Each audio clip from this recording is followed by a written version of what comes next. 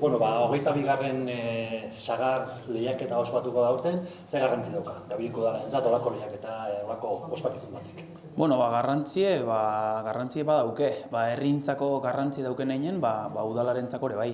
Azkenen aukera politi da oso, Gabirin dauzkeun bai nekazari, artisau, baserritarrek urte guztien egiten duen lan bat erakusteko, eta askotan gertatzen da instituzioi igual hau betetzen zaio askotan lehenengo sektoren alde eta holako hitz potolokin, eta nik uste holako egunek diela benetan jende horri, benetan lanen nahi dan jende horri bultzatxo bat emateko egune.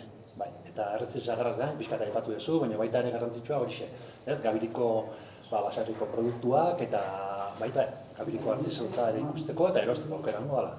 Hori da. Noski, egun hortako izarra errezil sagarra da, baina baita aprobetxatu nahi izaten da, Gabiri herri txiki bat dan arren, bertako jendek urte guztien egiten duen lana, bisualizatzeko, eta orduan aukera emate zaie bai baserritar eta artisauei behaiek egiten duen lana, jende aurren erakutsi, eta gainerako herritarrei eta eskualdeko jendei produktu horiek erosteko. Guzti honez gain, Goierri beheko 26. ezti lehiaketa egingo da, hori ere garrantzitsua. Bai, egia esan Gabirin badare produktore batzuk, ezti egiten duen batzuk, eta taldetxo bate badau sortuta listor asiatikon kontra, eta nik uste herrin baukela presentzi garrantzitsu bat erlezainen paper horrek, eta Goierri mailako lehiaketa bat hartzea beti da polite.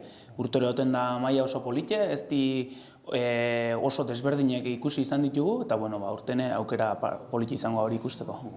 Nola animatuko zenuke jendea, Gabiri atortzea aurrengo igandean? Gabiri edozein honetan etortzeko da herri polite, eta datorren iganden ematen du eguraldi ateri izango deula, hori esperoko dugu behintzat, eta aukera paregabea, esan den bezala, herriko baserritar eta artisauen produktuk ikusi, bueltatxo bat eman, trago bat hartu, eta goiz pasa polite egiteko.